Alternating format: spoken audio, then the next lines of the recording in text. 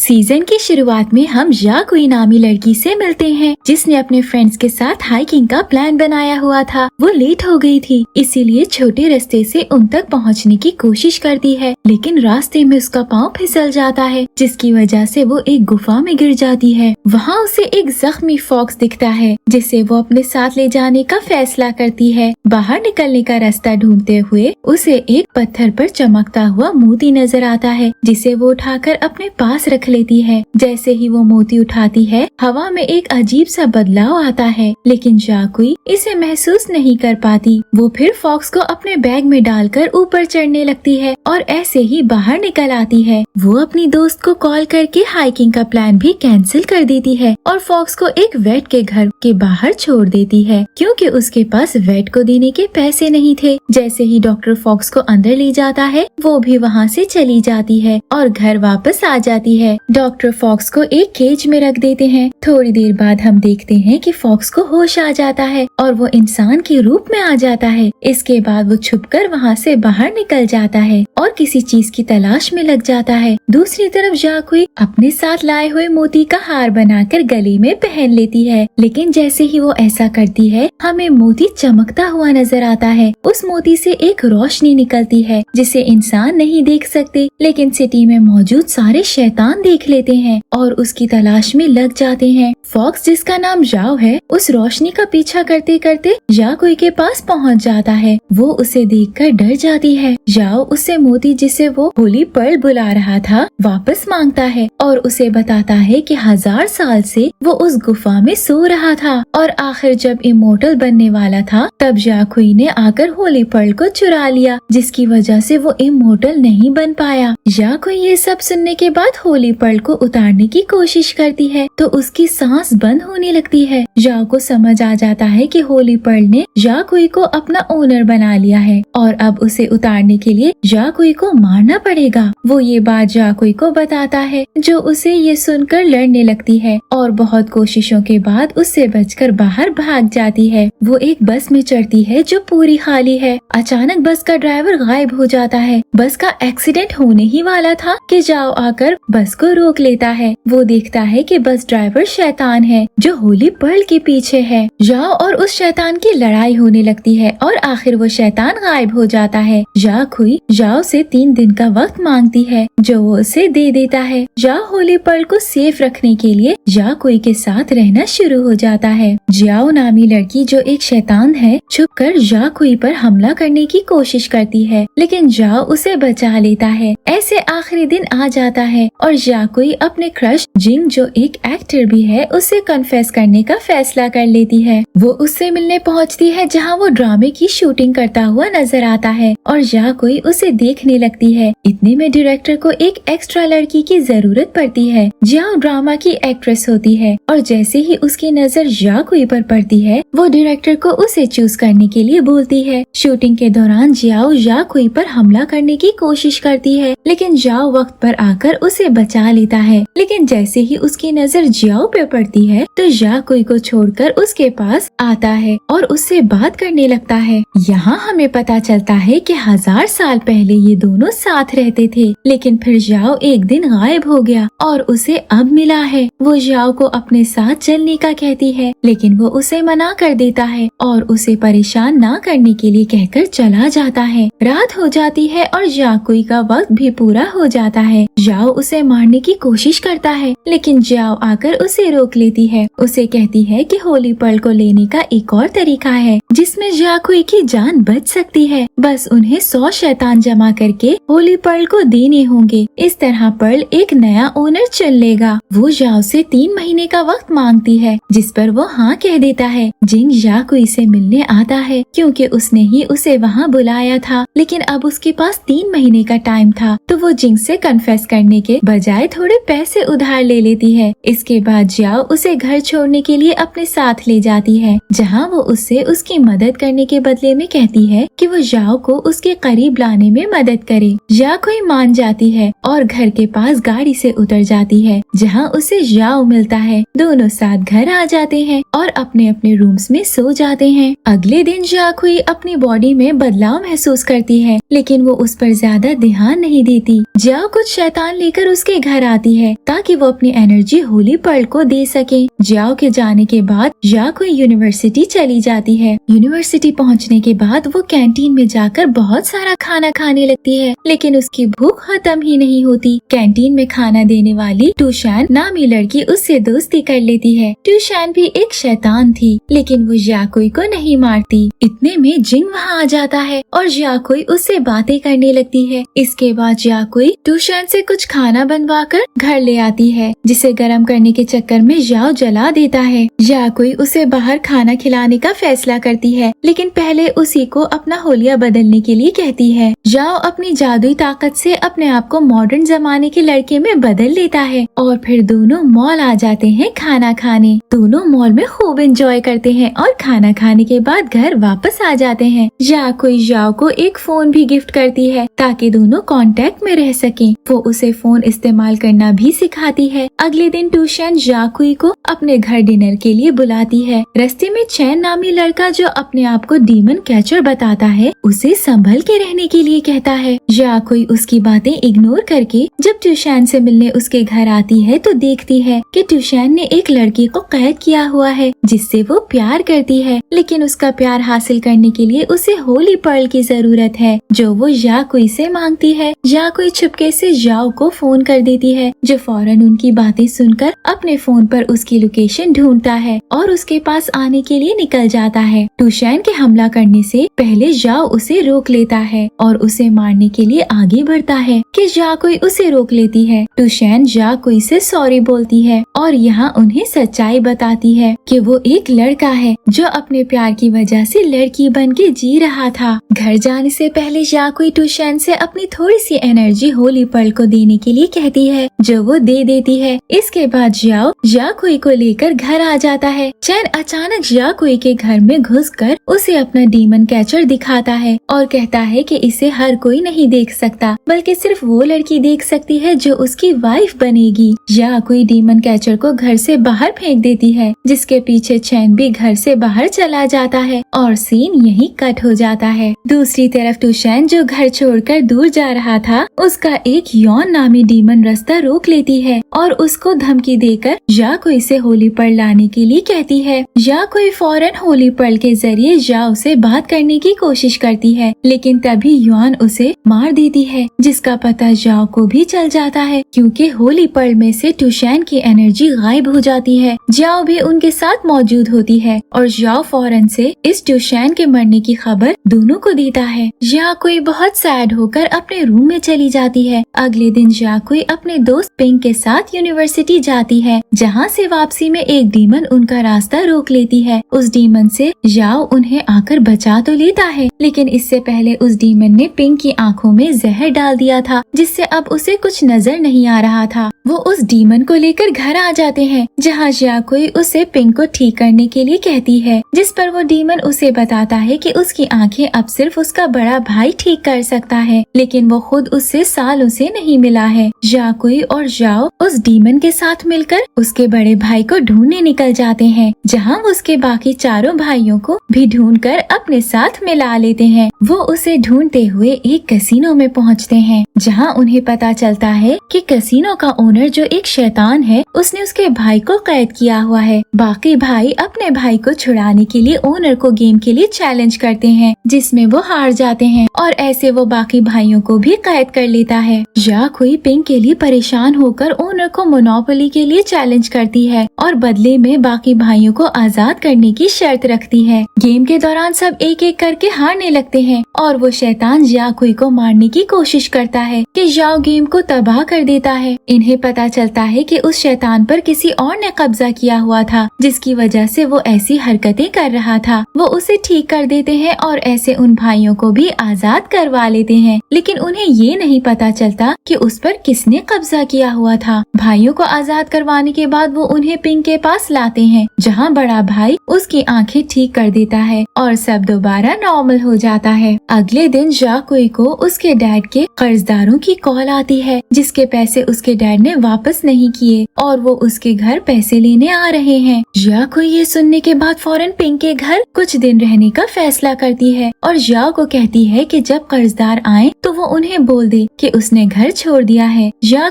के घर छोड़ने के बाद जियाओ को अकेला महसूस होने लगता है और वो उसे कॉल करके उसके कर्जदारों का नंबर मांगता है। थोड़ी देर बाद वो जियाओ को दोबारा कॉल करके घर वापस बुला लेता है और उसे कर्जदारों की फिक्र ना करने के लिए बोलता है। जब वो घर आती है तो देखती है कि कर्जदार उसका घर साफ कर रहे हैं और उन्हें किसी ने बहुत पीटा है। वो जियाओ के कहने पर वहाँ से चले जाते हैं और जियाओ ये सब देखकर हैरान रह जाती है। अगले दिन जियाओ की यूनिवर्सिटी के एक प्रोफेसर उन्हें ड्रीम्स पर लेक्चर देते हैं। लेक्चर के बाद जियाओ और पिंक प्रोफेसर से मिलते हैं, लेकिन जियाओ को उससे मिलने के बाद बहुत नींद आने लगती है। वो घर आने के बाद प्रोफेसर को कॉल करके उससे मिलने के लिए कहती है। जब वो उससे मिलने आती है तो प्रोफेसर उसे गहरी नींद में सुला देता है और उसे मारने की कोशिश करता है। तब जियाओ के साथ वहाँ पहुँचकर प्रोफेसर को रोकता है, लेकिन प्रोफेसर जियाओ की ड्रीम में घुस जाता है और उसे मारने की कोशिश करता है। जियाओ भी उसके पीछे जियाओ